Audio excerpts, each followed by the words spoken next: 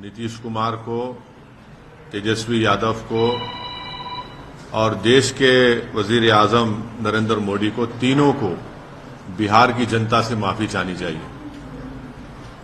और तीनों पार्टीज ने मिलकर बिहार की जनता को जो बातें की हैं और जो वादे किए थे और अपनी पॉलिटिकल आइडियोलॉजी की बात की थी, उन सब तीनों ने मिलकर बिहार की जनता को एक बहुत बड़ा धोखा दिया है।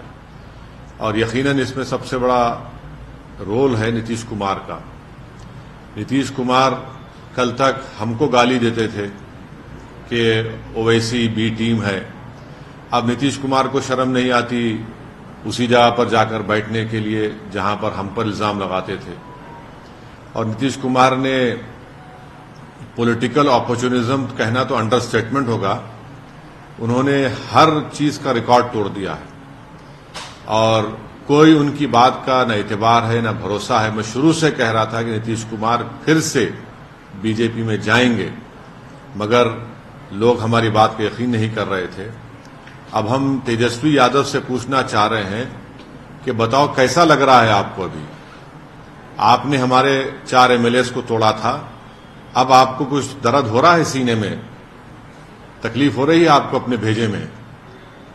अब आपको मालूम हो रहा है कि जो खेल आप हमसे खेले थे वही खेल आपसे हो गया। और तेजस्वी यादव और उनकी पार्टी धोखा दी है। 2 मर्तबा नीतीश कुमार को उन्होंने मुख्यमंत्री बनाया। बताइए अब क्या हासिल हुआ आपने? बीजेपी को आपने सत्ता दे दी। नीतीश कुमार तो सिर्फ अभी तो नाम के मुख्यमंत्री रहेंगे, हुकूमत चलेगी बिहार में आरएसएस की, नरेंद्र मोदी की। हम तो यही चीज को रोकना चाह रहे थे। एमआईएम पार्टी इसी को रोक रही थी। और जब हमारे सीमांचल की जनता ने एमआईएम के 5 विधायक को कामयाब किया, तो हमने तो जब उनके स्पीकर के इलेक्शन में तायीद की थी गठबंधन के।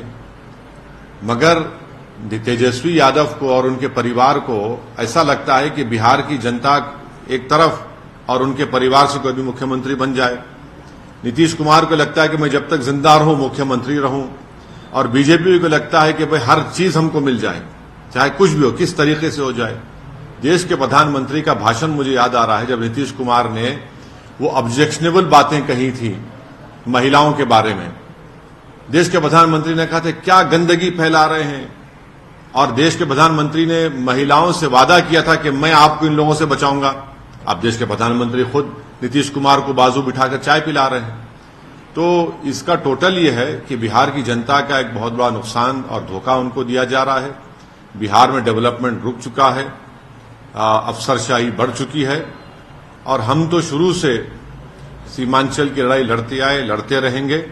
और इससे जनता को फिर से मालूम हो गया कि एमआईएम और ओवैसी जो बात कह रहा था कि सेकुलरिज्म, पॉलिटिकल सेकुलरिज्म सिर्फ इस्तेमाल किया जाता है भारत के मुसलमानों को धोखा देने के लिए, और अब की बार फिर से धोखा दिया गया है बिहार के मुसलमानों को सिर्फ सत्ता में आकर बैठने के लिए।